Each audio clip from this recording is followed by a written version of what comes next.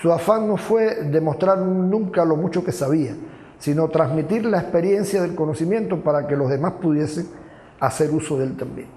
Aun cuando hubo etapas en su vida donde hubo traiciones, gente que se portó mal con él nunca guardó rencor.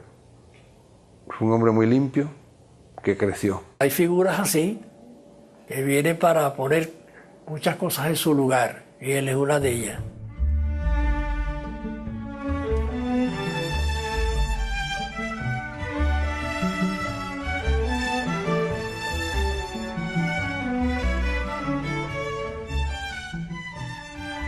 Bueno, Argelier León nació en La Habana el 7 de mayo de 1918, en la calle, creo que es Aramburu, esquina a San Rafael. Argelier era un niño en la época de Machado, en la crisis de Machado, y las hermanas de Argelier iban al conservatorio municipal. Entonces la madre lo llevaba a él de la mano, y allí él se identificó con la música, con los estudios de música. En la casa había un piano. Entonces se fue identificando hasta que la madre lo matriculó y empezó sus estudios formales. Argelier era aplicado y destacado en todas sus asignaturas.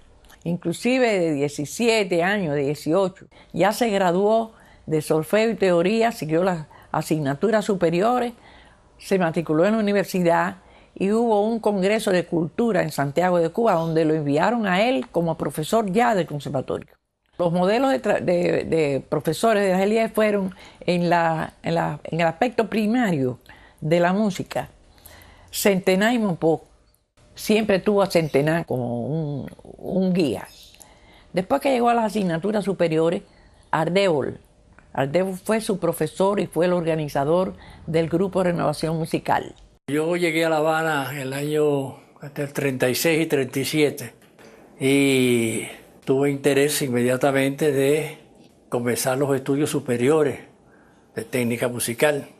En ese momento acababa de tomar posesión de la cátedra de composición Amadeo Roldán. Poco tiempo después muere Roldán y Ardévol asume todas las cátedras que Roldán atendía. Y es realmente Ardévol, compositor catalán que había llegado a Cuba, que se había vinculado a Catulle y a Roldán, el que organiza ese grupo de compositores jóvenes, y de ahí surge el grupo de Renovación Musical. Entre los primeros graduados que asumieron cátedra allí, y que éramos jóvenes, era Argelier en los estudios musicológicos y yo en los estudios técnicos musicales de armonía. Y él desde el principio descolló con una gran capacidad en el orden de la pedagogía en general. Ahí fue donde nos conocimos. Cuando él se integra, creo que él trae a ese grupo un interés que era una característica de Argelier, que era el interés marcado por el conocimiento del aporte africano, o sea, de las culturas africanas a la música cubana. Por ejemplo, él tuvo el privilegio de pasar en algún momento por París y estudiar con Nadia Boulanger, que era un nombre consagrado dentro de la música universal contemporánea. Y Argelier pasó por las manos de ella. Lo que él hacía en la musicología, lo que él hacía en la enseñanza, lo que él hacía en la composición, todo tenía relación. Y así él, por ejemplo, podía llevar instrumentos rituales a una obra sinfónica. Hay una obra que a mí me interesaba mucho por lo atrevido que era, una obra concertante para un cajón, de los que se usa para tocar rumba, un cajón y orquesta sinfónica. Obras como, no sé, la Sinfonía número 1, como la Sonata a la Virgen de la Caridad, o sea, una serie de obras donde se ve siempre el interés por los antecedentes africanos en la música cubana, pero no como una cita directa, sino en un trabajo siempre de elaboración, un trabajo muy pensado. O sea, él al mismo tiempo que utilizaba esas raíces, estaba muy interesado en la búsqueda de las técnicas musicales que se estaban manejando en la época en que él vivió. Yo lo conocí en 1942 en la Coral de La Habana. Él era estudiante de la universidad, de la carrera de pedagogía, pero cantaba en el coro universitario que había sido fundado por María Muñoz de Quevedo. Y yo cantaba en la coral que dirigía María Muñoz de Quevedo. Entonces María necesitaba voces de hombres y trajo del coro universitario 4 de los alumnos, miembros del coro, que sabían música y que tenían las voces que ella requería. Entonces el jefe de la cuerda de bajo nos dijo a todas las muchachitas jóvenes que estábamos ahí: muchachitas, por favor, háganse el cargo de ellos para que no se vayan. Fue una sugerencia simpática, cómica, que nosotros, las jovencitas de aquel momento, yo tenía 22 años, asumimos. Y enseguida yo me fijé en Argelier. Era el más feo de los 4, pero era el que me pareció de primera vista, y creo en el amor a primera vista. Me pareció que era el hombre de mi vida. Y ahí comenzó una relación.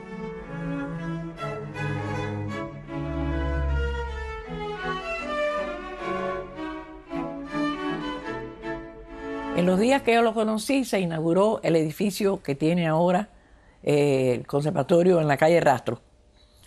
Y ahí ya todos los planes eran nuevos.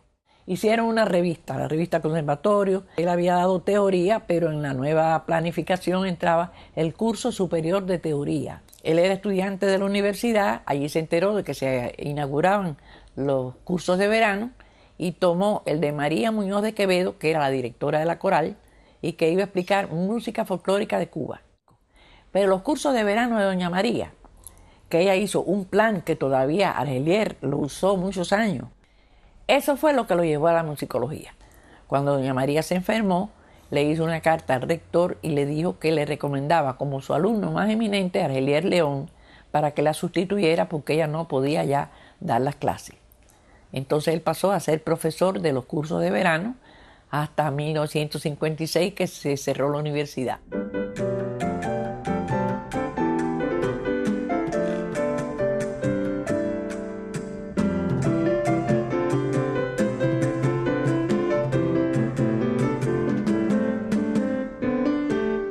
La relación con Fernando Ortiz la tuvo a través de la escuela de verano y tomó el curso de don Fernando, que era de culturas negras en Cuba y de todo el fenómeno de integración de la cultura africana en Cuba. Y creo que desde el punto de vista de los estudios musicológicos en Cuba, o etnomusicológicos, es el verdadero seguidor de don Fernando Ortiz en esa línea, porque don Fernando era un abogado, era un antropólogo empírico, pero no era un musicólogo.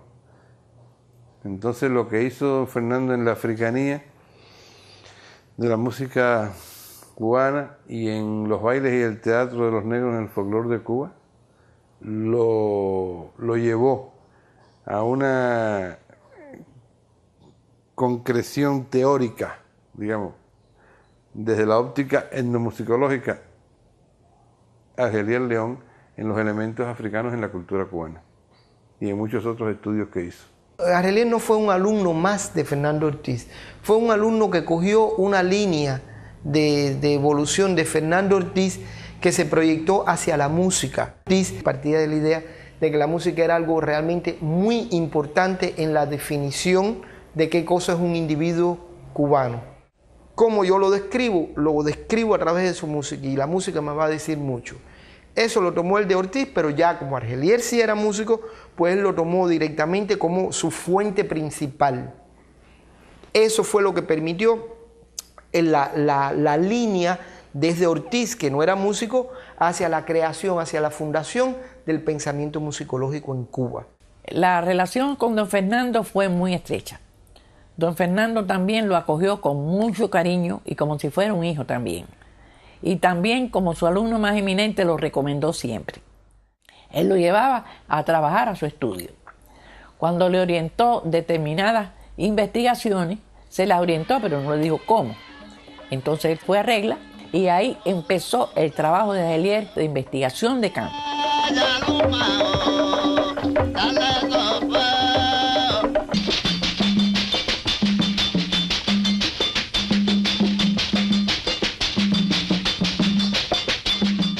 al joven Argelier, Fernando Ortiz le dice, veo que usted ha encontrado sus propias llaves, precisamente porque se dio cuenta que había encontrado un método de cómo hurgar en quién es el individuo cubano diferente al que el profesor Fernando Ortiz tenía. Y eso fue dicho a un joven todavía, Argelier.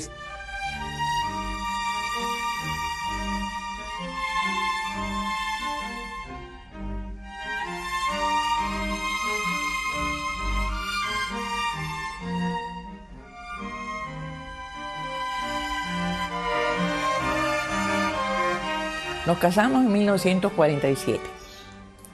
Por problemas económicos no nos casamos antes, así que poco a poco fuimos reuniendo lo necesario para casarnos y después de casados, al segundo año de casado tuve a mi hijo mayor, Andrés, después tuve a Regina a los 22 meses y después de 14 años tuve a Elena. Como esposo era muy amante, muy cariñoso, me amó entrañablemente, yo igual a él, pero era muy severo.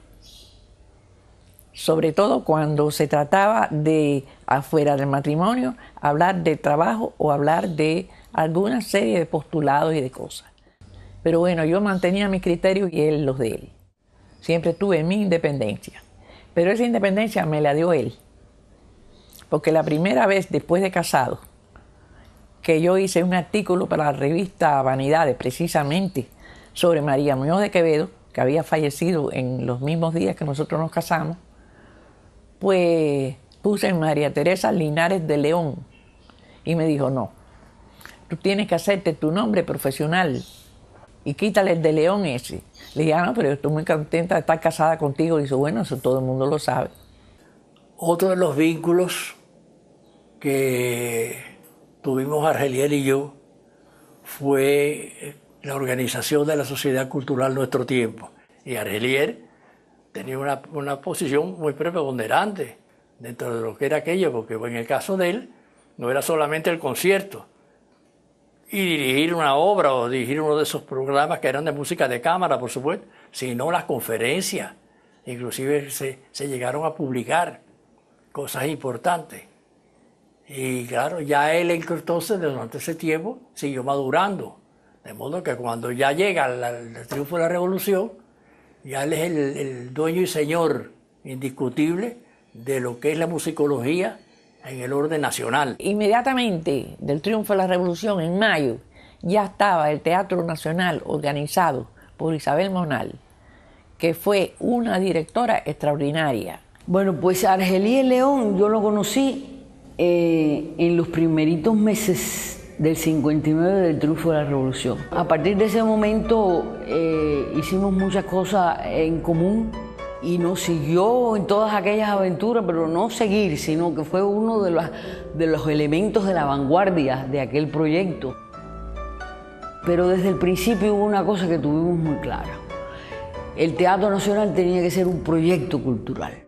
Y fue así como empezamos, concebimos desde el punto de vista del trabajo propiamente artístico, un departamento de danza, un departamento de música, un departamento de teatro y el departamento de folclore. Isabel Monal fue una persona que puso aquello enseguida a trabajar. Creó una serie de departamentos, el departamento de etnología y folclore, que lo llevaba Argelier, el de danza moderna, que era el mío. Pero bueno, ahí se echó a andar enseguida ese Teatro Nacional. En la sala Covarrubia se consiguieron una silla de tijera, un aire acondicionado de un lugar por ahí, y enseguida, a poco tiempo, yo pude estrenar las obras mías. La música o los toques, es decir, para parte de los ballets de Ramiro o de las danzas de Ramiro venían precisamente de los grupos que Argelier monitoreaba, guiaba o con los cuales trabajaba.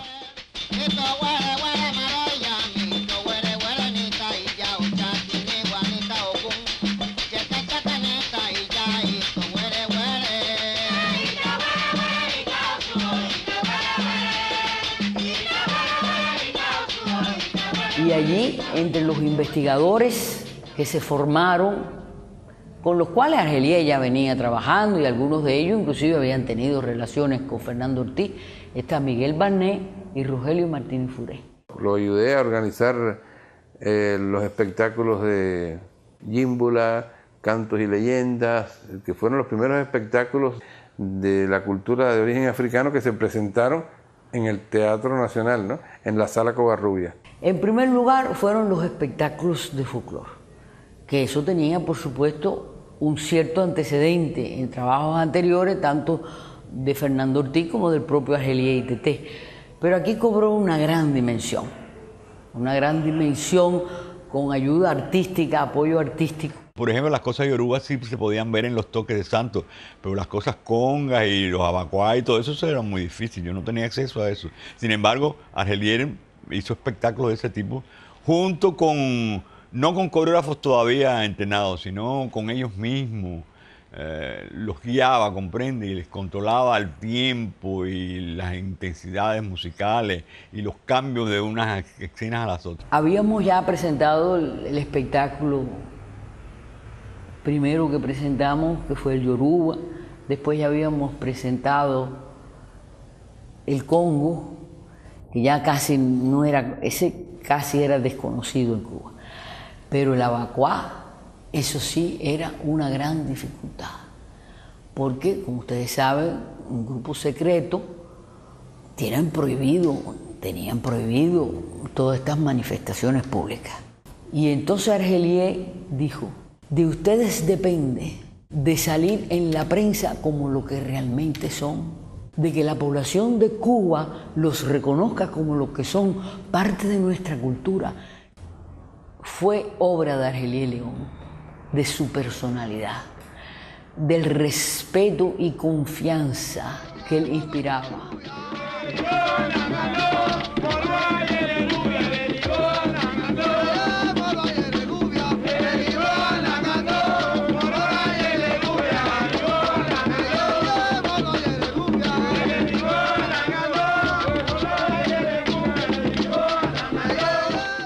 Mis bailarines la mayoría eran creyentes y muchos de ellos, después que estaban como bailarines, se hacían santos.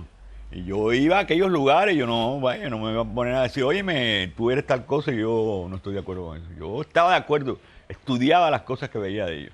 Entonces ya se empezó a correr en el ambiente burocrático de la época, que yo estaba propiciando que en ese momento todas esas religiones eran mal vistas, ¿no? Teníamos todavía el pasado.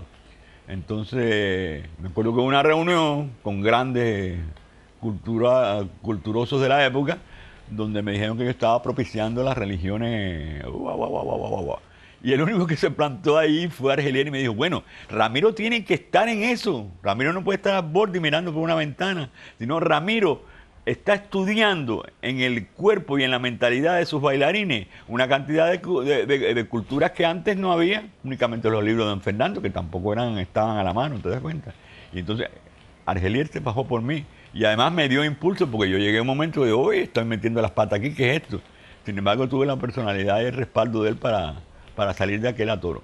Creo que es importante, entre los grandes méritos de Argelier, que tiene tantos, fue la concepción, la creación y puesta en práctica del seminario.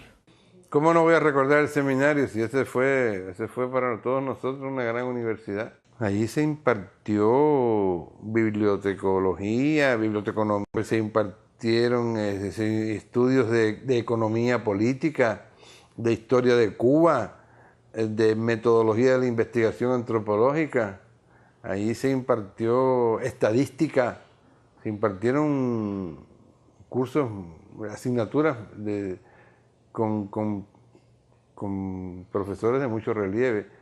Regina Trovo, Manuel Moreno Frajinal. Y Argelier era una de las cosas de la que siempre hablaba años después, el apoyo que él tuvo para la revista Actas de Folclore.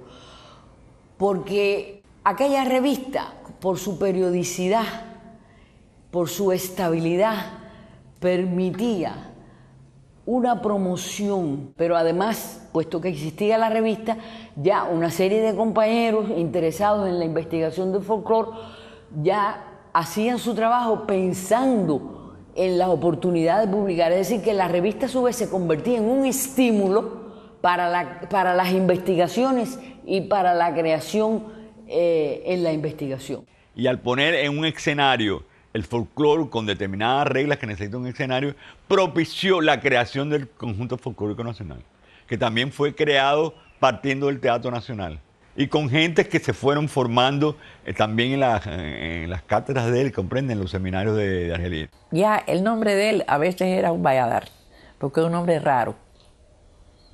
Y la gente pensaba muchas veces que era extranjero. Todos los consejos que le dio don Fernando Ortiz de respetar al informante, de llegar a él abierto con toda sinceridad, de no ofrecerle regalías, de no ofrecerle dinero, de no comprarlo.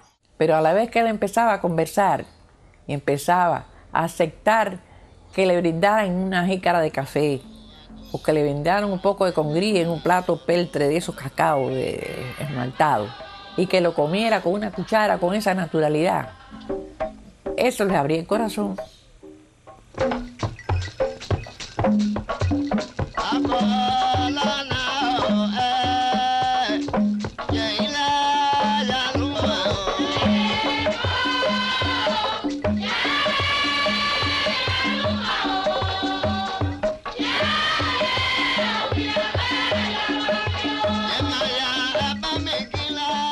Argelier no se presentaba jamás como el gran investigador complicado que iba a hacer un estudio profundo de ese tema, sino le explicaba a la persona su valor patrimonial. Es decir, no iba con dos caras, iba directamente a la temática, al encuentro directamente con la persona, a que la gente conociera, tomara conciencia de que aportaba información útil. Él empezó a trabajar desde luego con los informantes que don Fernando Ortiz usaba. Trinidad Torregosa, Raúl Díaz, Giraldo Hernández, pero con el que mayor y más estrecha relación tuvo fue con Trinidad Torregosa. Ese era un viejo prodigioso, era un viejo maravilloso. Él hacía tambores, tocaba todos los tambores. Ese fue el que empezó a llevarnos a distintos lugares. Raúl Díaz era un hombre que tenía unos conocimientos extraordinarios de todo lo que era la música bacuá, lo que era la música conga, lo que era la música yoruba. Tocaba todos los tambores. Y ese era un poco más reservado. Y como bacuá no le gustaba que yo estuviera adelante y yo siempre me perdía. Así que cuando ellos trabajaban, nunca le digo nada de secreto porque eso no era necesario para nuestro trabajo. Pero sí hablaba con él más diáfanamente, se sentía mejor. En la libreta de Abacuá él estaba muy interesado en los ritos asociados al río. Y bueno, tuvimos acceso a esa información con mucho respeto, como una importante contribución, no solo desde el punto de vista ritual, sino precisamente a esta cuestión que Argelier venía estudiando muy en serio, que era el tema de la semiótica, de la imagen.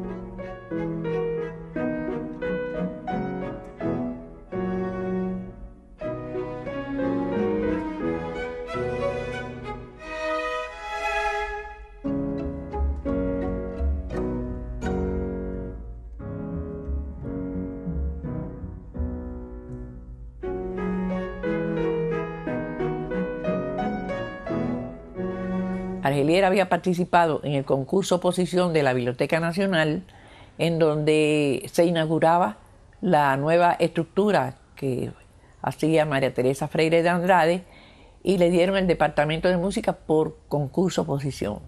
Y ahí también empecé yo a colaborar con él. Él quiso darle un vuelco a los servicios de la Biblioteca Nacional del Departamento de Música. En ese sentido, él se le ocurrió hacer un ciclo de música popular, música campesina y música litúrgica.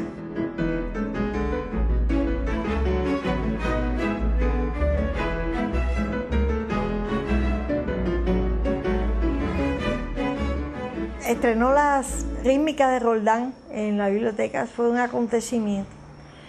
Y ahí acudió lo que valía y brillaba en general en la cultura cubana. Pero sí yo recuerdo que, por ejemplo, él hizo mucho énfasis en mover toda esa música desde la Biblioteca Nacional. Argelier contrató los servicios de José María Vidot para que le hiciera una serie de publicaciones que fueran guías temáticas para ayudar a los alumnos de música. La revista de la Biblioteca Nacional Era una publicación que tenía mucho interés en Argelier en mantener, para dar información del mundo de la música en el país.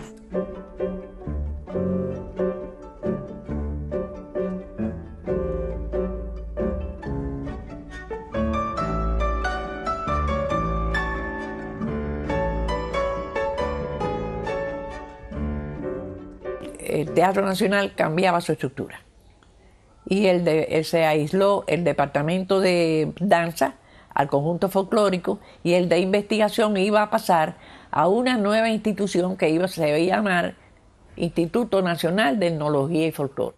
El Instituto de Etnología y Folclore nosotros podemos considerar de manera segura y sin la menor duda que fue en gran medida hijo del Departamento de Folclore de Argelier León del Teatro Nacional.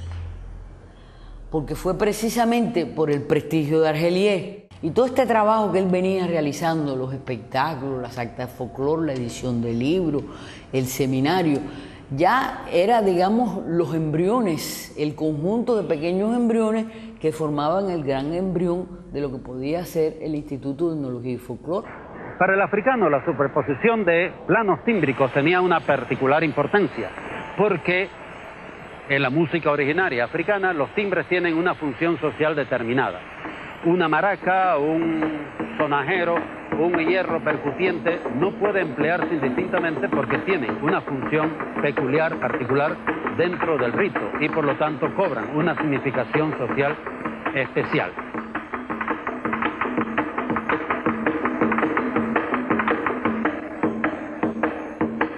De esta manera, la superposición de timbres iba adquiriendo para el cubano una especial significación, una especial caracterización. En estos ambientes sociales se iba creando una música cubana independiente de la música ritual, donde se repetían precisamente los mismos caracteres que ya se habían tomado de la música africana. Argelier presentó un plan de investigación para ir a África. Y a fines del 63 partió para África y tuvo buen apoyo del Ministerio de Relaciones Exteriores, que lo recomendó a distintas embajadas. Estuvo situado de fijo en la embajada de Ghana y desde allí se proyectó a Mali, se proyectó a otros lugares y fue a Nigeria. Y Argelier trabajaba África con un nivel de meticulosidad impresionante. Además con un saber sobre la cultura africana, cultura en el sentido amplio, realmente muy vasto, ¿no? Por tanto, África para él era un continente con una especificidad, con una necesidad de profundización desde él mismo para después poder comparar con lo que pasaba en América y en el Caribe. Y cuando vino Argelier, que me impresionó muchísimo, yo le dije, maestro, ¿pero qué le ha pasado? Vino flaco, por flaco. Él era un hombre delgado y alto, pero vino flaco. Y me dice, ay, hija, que las sopitas inglesas de los hoteles que yo podía tomar no me alimentaban nada. O sea, que pasó sus apuros económicos afuera con tal de sacrificarse para sus investigaciones. Muchas de las piezas que forman parte de los fondos de la Casa de África fueron donaciones que hizo Argelier. Fue una persona que tuvo la capacidad de desprenderse de parte de su patrimonio para que fuera disfrutado por el resto de las personas, y no las donó la familia, las entregó él.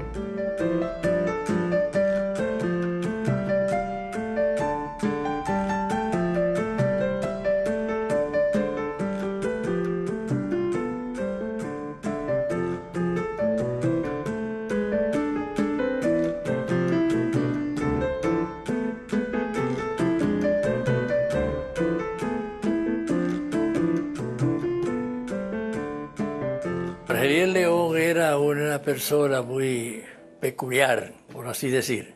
En primer lugar, era muy exigente en las cuestiones que tenían que ver con su cátedra, pero era muy irónico y muy humorístico al mismo tiempo.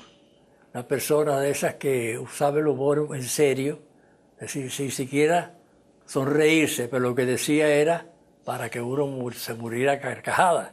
Era además una persona muy afable, muy conversadora, muy ingeniosa, muy ocurrente, porque él me ha hecho una dedicatoria histórica de su libro también histórico, El canto y el tiempo, que eso le ronca el mango. Entonces a veces en esa época yo decía, bueno, más o menos como según nos acercamos, aproximadamente nos acercamos por aquí. Entonces él me hizo una dedicatoria donde me caricaturiza en ese sentido. Me dice, más o menos, es decir, 3/4 de conciencia, 5/4 de conciencia, es decir, es lo que acabo de decir. Es una cosa espectacular.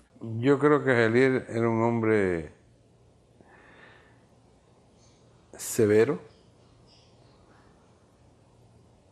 pero profundamente tierno y con un sentido del humor cáustico, que era lo que más me gustaba. Me acuerdo cuando yo le dije, figúrese, yo trabajo en una compañía americana y no sé qué va a pasar, pero yo lo que quisiera es salir de la máquina aquella de facturar gomas de automóvil y venir aquí a estudiar con usted los estudios que me interesan a mí, ¿no? De la cultura cubana. Y me dijo, ¿y tú lo piensas? Dígole, no, yo lo que estoy es preocupado porque no sé si voy a tener un sueldo aquí o si voy... Dice, no te preocupes por el sueldo, ven para acá y hablamos del sueldo después. Llegué ahí a trabajar con Argelier y estuve como 6 meses sin sueldo, hasta que no se oficializó la plaza. Pero fui feliz. Y esa fue mi entrada en la cultura cubana en grande. Argelier también se autocaricaturizaba en la expresión y se autocaricaturizaba en el dibujo, porque dibujaba muy bien.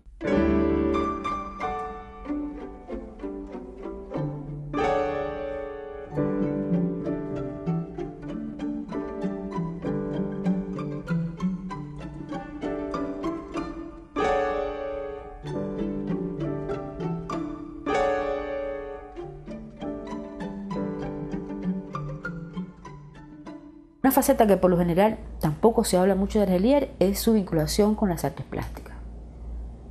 Y era bien interesante oír a Argelier haciendo análisis de las composiciones. Es decir, sentarse con Argelier a oírlo analizar la obra de Lam o la obra de Pogolotti o la obra de Carlos Enrique en un ejercicio de trabajo cotidiano, que fue, digamos, mi experiencia en ese sentido también con él. Mira, es sumamente revelador de una cultura. Yo recuerdo a Argelier haber inaugurado y haber escrito las notas de los catálogos de las exposiciones de grandes e importantes pintores cubanos. Argelier era un hombre que tenía una cultura en el mundo de las artes plásticas importante.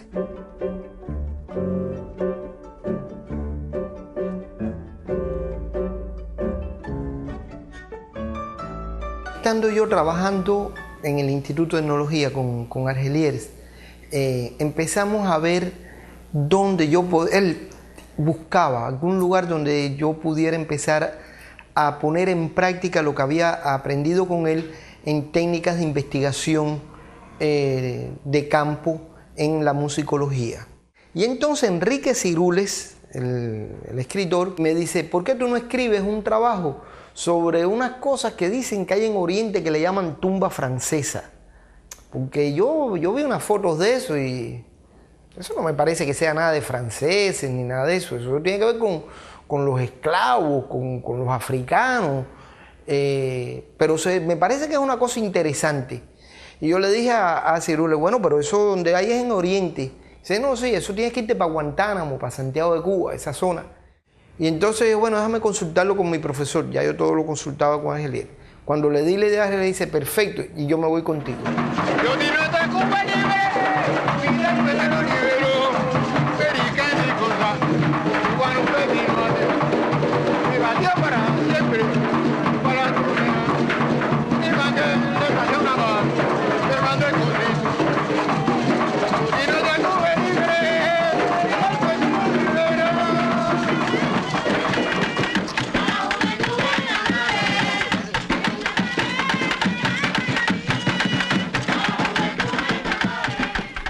Él se levantaba a las 6 de la mañana todos los días, bajábamos, desayunábamos, salíamos para aquí, ahora vamos para los Conguitos, vamos para la Loma del Chivo. Entonces una vez me dijo, no, pero aquí hay elementos de santería, y llegamos a casa de un individuo que era santero, y entonces el hombre dijo, no, yo no soy santero, aquí no hay santería, esto es lo que se hace en fiesta de Changüí, y esto y lo otro. Y ya nos íbamos ya, y entonces Argelier se vira para el hombre, le dice algo al oído, y el hombre le dice, bueno, sí, entre usted.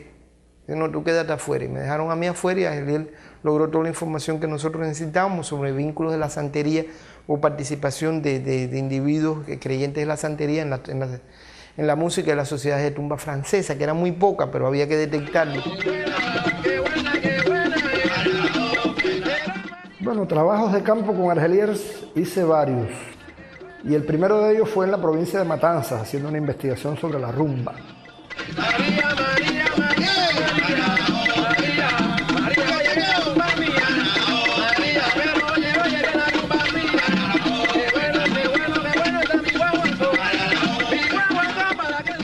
Varias veces estuvimos en Matanzas, porque el tema de la rumba fue uno de los temas que atrajo más a Argelier. No solo por el hecho de la rumba en sí, sino por el significado de la rumba como proceso de síntesis de la cultura musical cubana.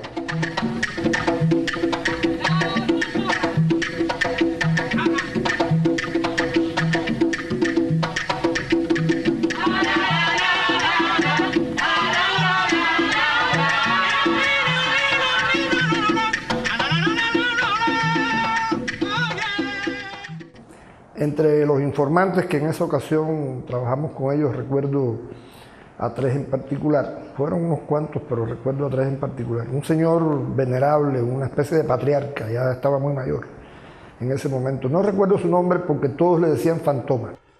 Y por supuesto cuando me enfrenté con aquel señor, me di cuenta que era algo apabullante para mí. Entonces, incluso en algún momento perdí el sentido de la entrevista, la fuerza de la personalidad de aquel señor me avasallaba, y en eso Argelier fue muy sabio. Él entonces comenzó a intervenir en la entrevista sin apoderarse de ella, porque su objetivo principal era que yo aprendiese haciendo, que era, dicho sea de paso, una de las premisas del trabajo pedagógico de Argelier, que se aprende haciendo. Yo nunca quise ser maestra, porque tenía mal recuerdo de la escuela, no sé por qué.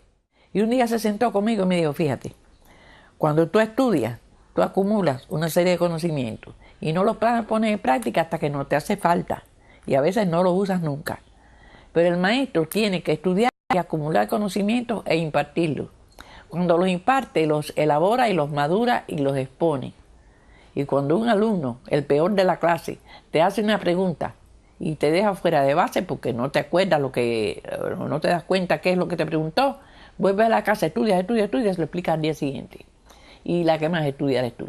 Desde que yo conocí a Argelier, desde que oí su nombre por primera vez, ya él estaba relacionado con la docencia.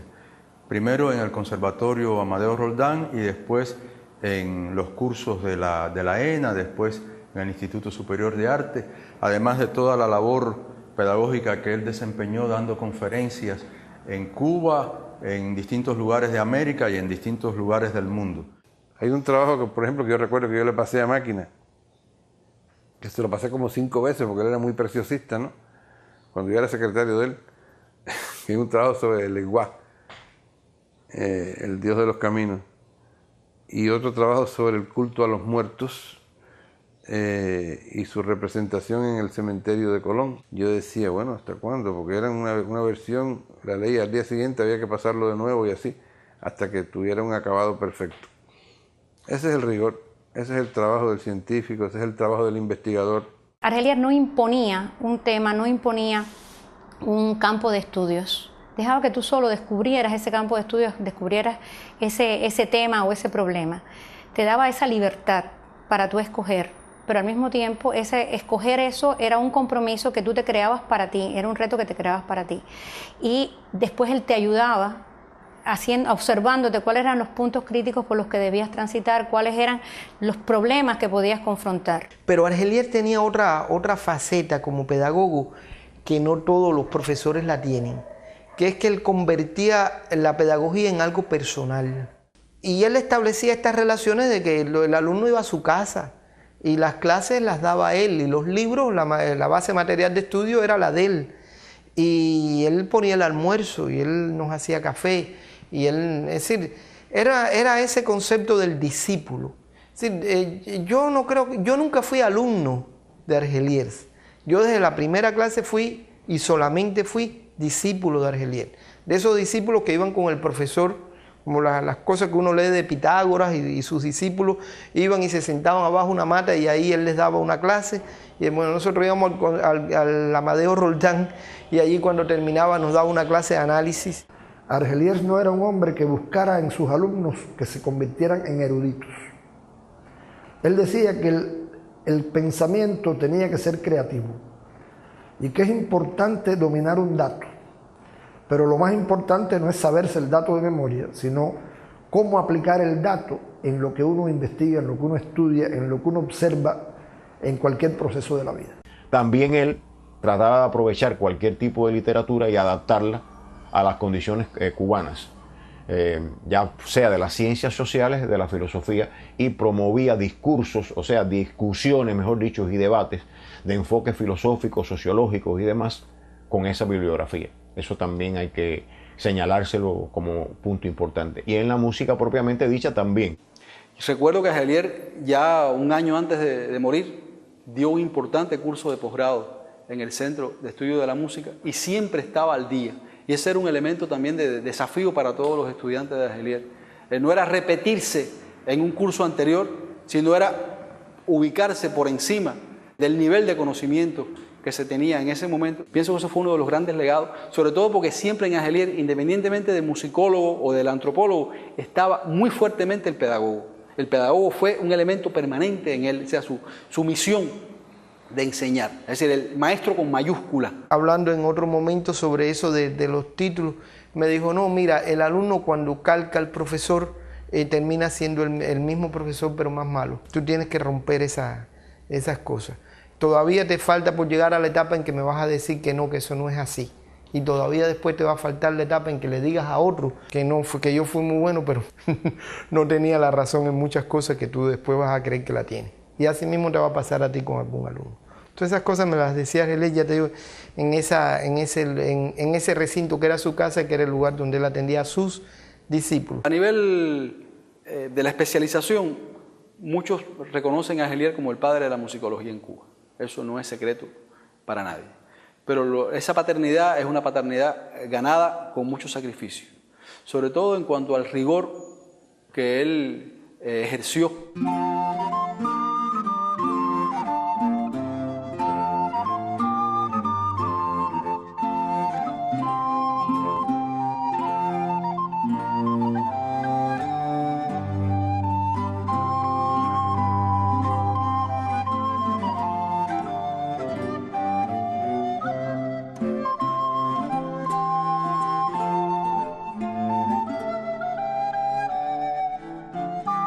De las Américas nació con los concursos literarios que se han mantenido hasta hoy, de todos los géneros. Pero 2 o 3 años antes de mí había llegado aquí Mariano Rodríguez, el pintor clásico nuestro, y abrió el departamento de artes plásticas. Y el que vino luego fui yo. Entonces yo, viendo la situación que había, tuve una entrevista con la directora, con Aide Santa María, que estaba viva aún, y le dije, mira, la música tiene todavía una dimensión más amplia, porque está por un lado todo lo que es la música culta, elaborada, científica, y la música popular a nivel internacional y sobre todo el panorama latinoamericano nos compromete más que la literatura y que la pintura. Lo entendió, abrió un departamento, me puso frente a él. Ahí en ese primer periodo de cambio, me ayudó mucho Argeliers, por supuesto. Yo acudía a la gente que tenía más próxima a mí. Y claro, cuando ya pasan como 5 años, y entonces Argeliers es la única persona que yo pienso que me puede sustituir. El Departamento de Música, que se creó desde el comienzo mismo de la Casa de las Américas, desde la inauguración de las actividades de la Casa de las Américas, tiene por finalidad fundamental establecer contactos, nexos directos, personales con músicos de América Latina.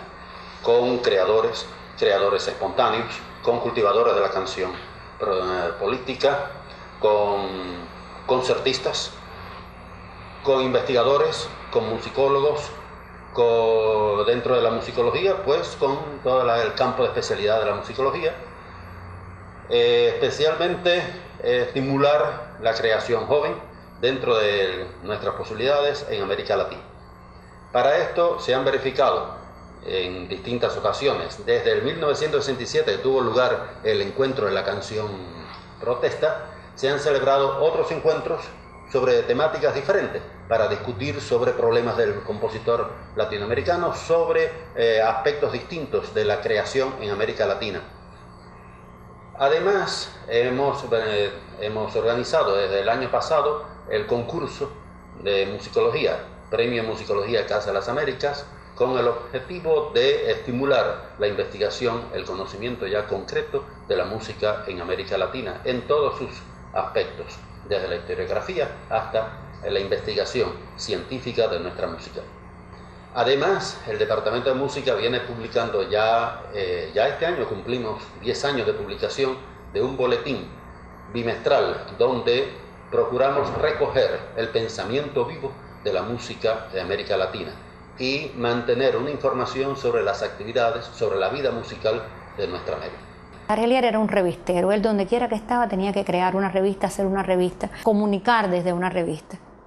Y eso hace que cuando él llega o cuando ya se establece en la Casa de las Américas y toma en su mano el boletín de música, él le dio un giro al boletín de música, porque entonces los artículos temáticos empiezan a ser más amplios, porque la discusión de esos artículos temáticos toca muchos temas y al mismo tiempo muchos asuntos que van a ser importantes para ese momento, pero mucho más, van a ser importantes para la musicología posterior.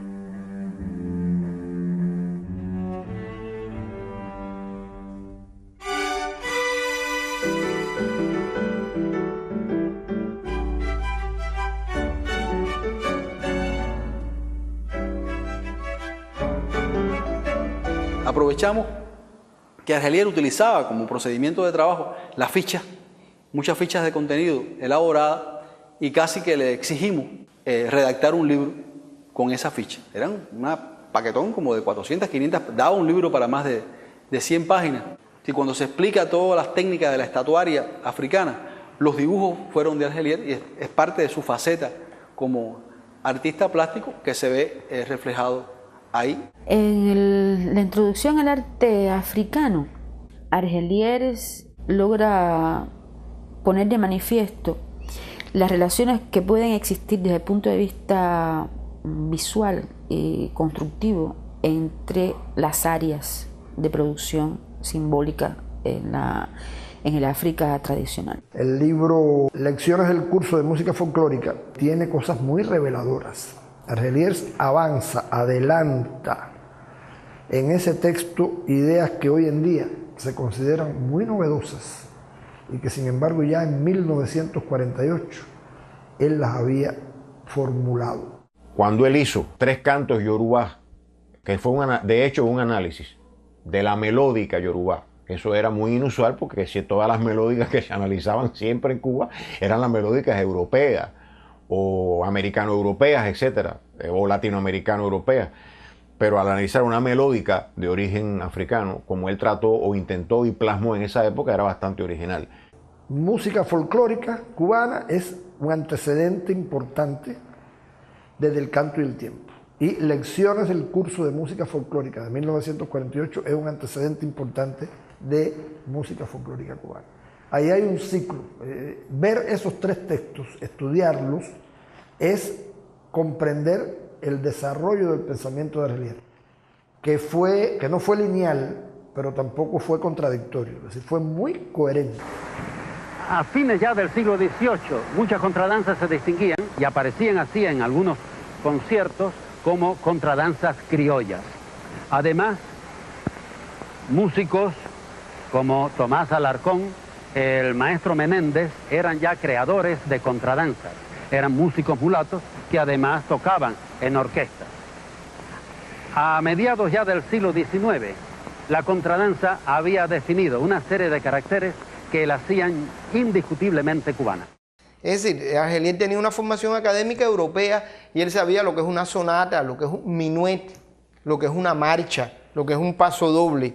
Y esos son géneros de la música de España, algunos como las marchas universales, en fin, el minuet francés, en fin, la contradanza francesa, que después desarrolla una contradanza cubana, y por ahí él empieza a decir, bueno, ¿y cuáles son los géneros de la música cubana? Entonces él habla de el danzón, ya ubicándolo como un género. Intentos de esto habían ocurrido antes, y no es que él fuera el primero, pero una organización de la historia de la música en Cuba a partir de los géneros musicales, eso lo inventó Argelier León. Los sones, tal como lo había elaborado el Sexteto Nacional, el mismo trío Matamoros, alcanzaban con ellos el punto culminante de desarrollo a partir de su presencia en el pueblo. Ofrecían los sones de estos dos grupos un modelo ya altamente elaborado que se le brindaba al compositor culto. En él, el compositor culto encontraba las raíces de una música más primaria.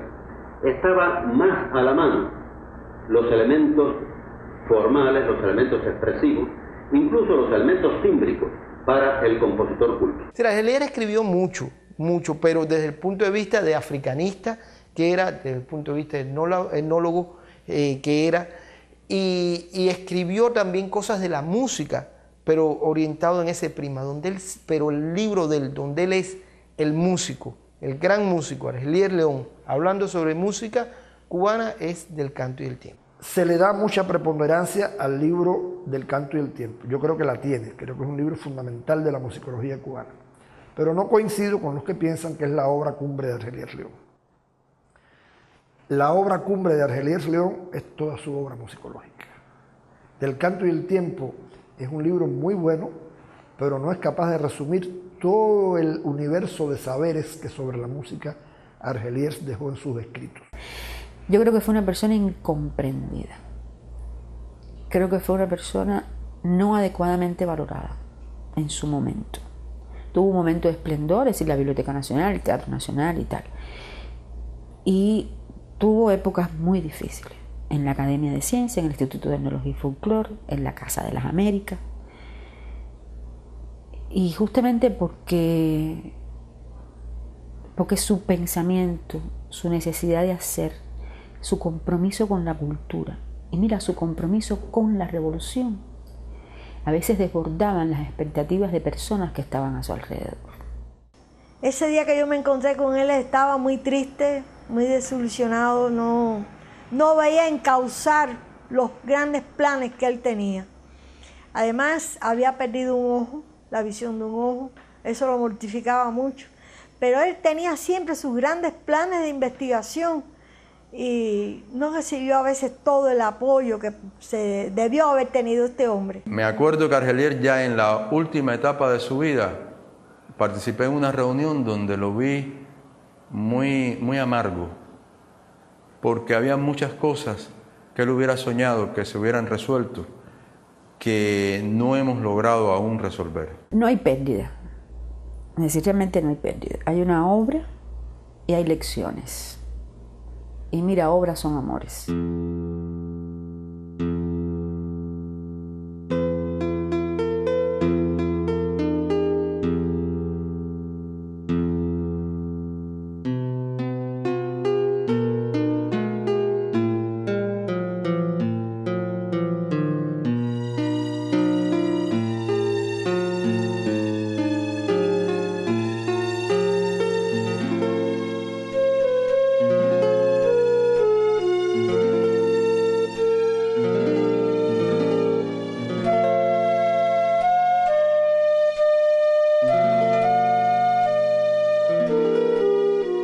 Bueno, la pérdida de Argelier para mí fue un desastre. Fíjate, eso para mí fue un golpe. Entonces me acordé siempre de él. Estuve aquí esperando a muchas personas que vinieran a darme pésame, pero en 5 días me incorporé al museo. Si tenía ganas de llorar, lloraba. Pero siempre me acordaba de él con alegría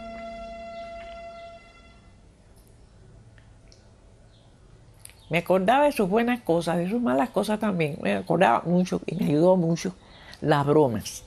Porque él tenía la costumbre de trajinarme a mí siempre.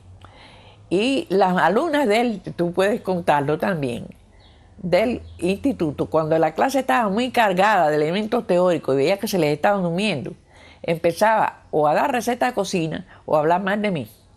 Es decir, que yo era una isleña, que yo le metía piñazos, que yo lo maltrataba, que esto, que lo otro, a decir. Entonces, después ya venían y me lo contaban. Entonces empecé a acordarme también las maldades que él me hacía aquí con los alumnos presentes, con Olavo, con Jesús, con el grupo a veces que estaba reunido, como me trajinaban entre todos. Y eso me daba risa y eso me hacía acordarme de los momentos felices, de los momentos buenos. El mejor homenaje que se le puede dar es sencillamente mirarlo en su justa dimensión humana, con sus virtudes, sus aportes, lo que pudieran ser o no sus defectos, su sentido crítico y autocrítico. Cuando me meto en determinados aprietos desde el punto de vista profesional, hay veces en algún momento determinado en mi cabeza regresa la frase, ¿no? Y bueno, ayúdame, Argelier, ¿cómo lo haría? ¿No? O sea, trato de encontrar soluciones como si estuviera replanteándome una solución junto a él. Estaba pensando el otro día cómo resolver algo que está oscuro todavía sobre los procesos de occidentalización de la música africana en el Caribe. Y yo me acordé, yo dije, ya no le puedo preguntar a Argelier. Y me acordé de un trabajo de Argelier donde él tenía elementos que podían ayudarme en eso. Figúrate, qué clase de maestro. Aprendí con él, con don Fernando, que lo más importante en mi vida y ha sido la entrega y el amor a este país y a esta cultura. Yo pienso que era un poco como un padre a la usanza antigua, un padre que se respeta mucho, pero al mismo tiempo que se le adora, que se le quiere, que se le ama. ¿Qué es la música? ¿Por qué suena? ¿Qué es lo que sucede con ese misterio que se llama la música? Y entonces a mí me digo, cuando empiezo a leer cosas y a meditar y a derivar de lo que leo, digo, bueno, esta es una manera también de desentrañar el misterio en ese hallazgo que va siendo uno de los por qué. Y eso, cuando yo lo pienso para mí, digo, aquí está Argelier. Es decir, me calzo su nombre en relación con una reflexión que yo pueda hacer que me lleve a una conclusión y a un entendimiento, como si yo estuviera dialogando con él. Y entonces a través de su lectura, de su pensamiento, me doy la respuesta y me parece que lo tengo vivo delante de mí. Es el recuerdo más lindo que llevo.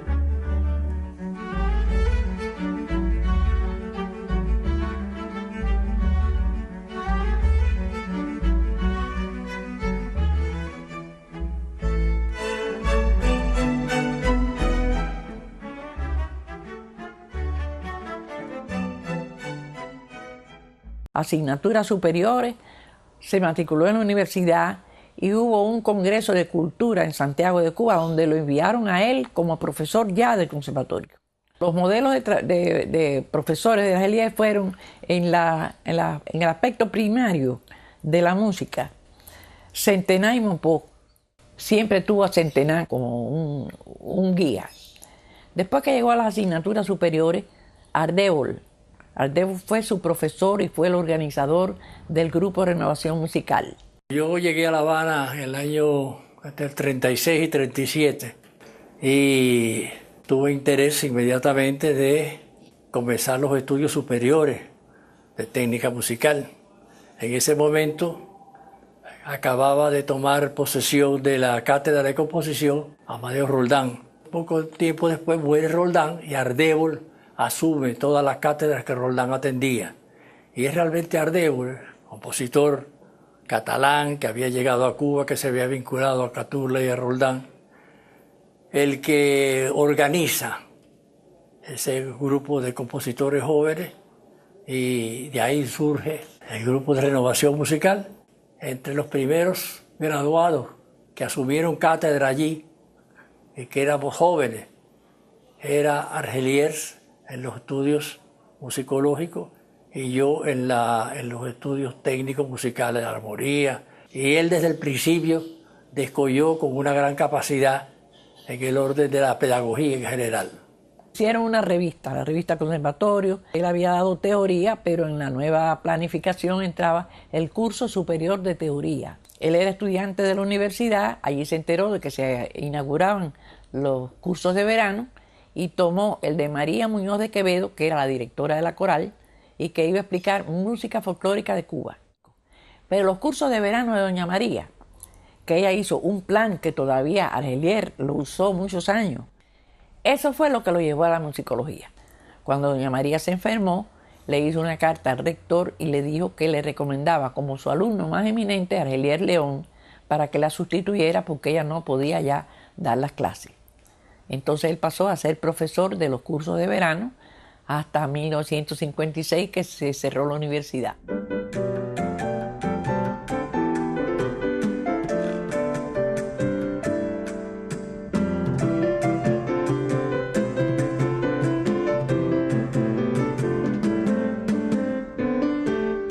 La relación con Fernando Ortiz la tuvo a través de la escuela de verano y tomó el curso de don Fernando, que era de culturas negras en Cuba y de todo el fenómeno de integración de la cultura africana en Cuba. Y creo que desde el punto de vista de los estudios musicológicos en Cuba, o etnomusicológicos, es el verdadero seguidor de don Fernando Ortiz en esa línea, porque don Fernando era un abogado.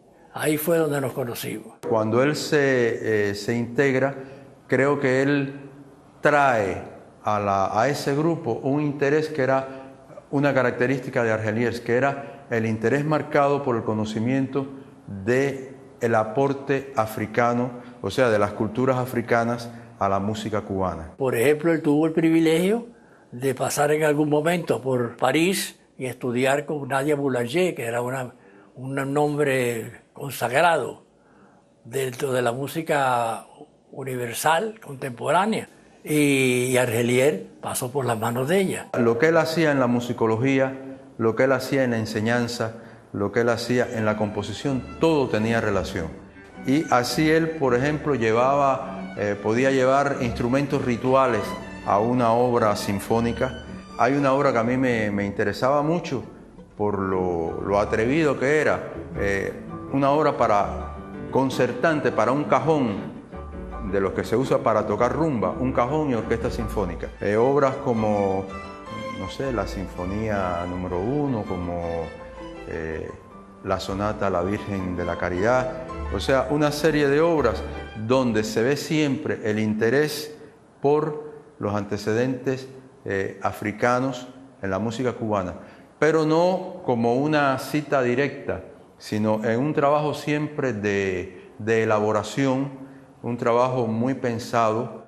O sea, él al mismo tiempo que utilizaba esas raíces, estaba muy interesado en la búsqueda de las técnicas musicales que se estaban manejando en la época en que él vivió. Yo lo conocí en 1942 en la Coral de La Habana.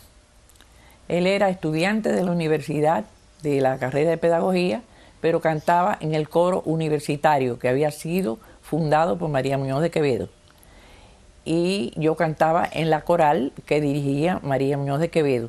Entonces María necesitaba voces de hombres y trajo del coro universitario 4 de los alumnos, miembros del coro, que eran sabían música y que tenían las voces que ella requería.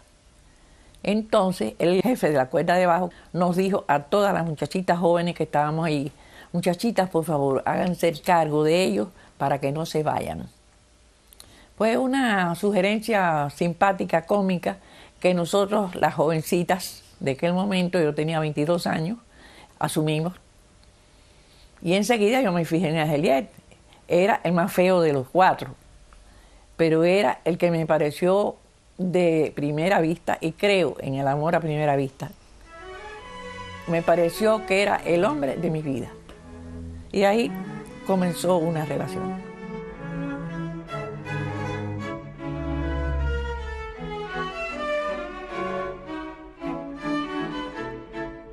En los días que yo lo conocí se inauguró el edificio que tiene ahora el conservatorio en la calle Rastro. Y ahí ya todos los planes eran nuevos.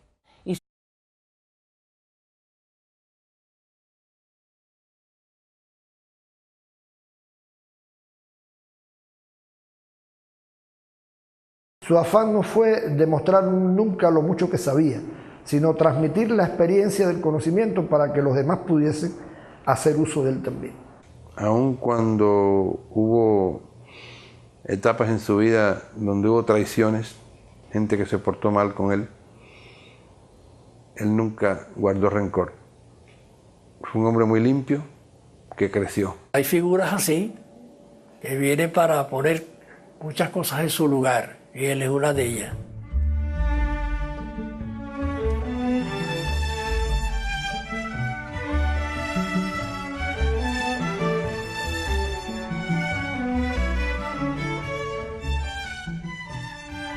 Bueno, Argelier León nació en La Habana el 7 de mayo de 1918, en la calle, creo que es Aramburu, esquina a San Rafael. Argelier era un niño en la época de Machado, en la crisis de Machado, y las hermanas de Argelier iban al conservatorio municipal. Entonces la madre lo llevaba a él de la mano, y allí él se identificó con la música, con los estudios de música. En la casa había un piano. Entonces se fue identificando hasta que la madre lo matriculó y empezó sus estudios formales. Argelier era aplicado y destacado en todas sus asignaturas. Inclusive de 17 años, de 18, ya se graduó de solfeo y teoría, siguió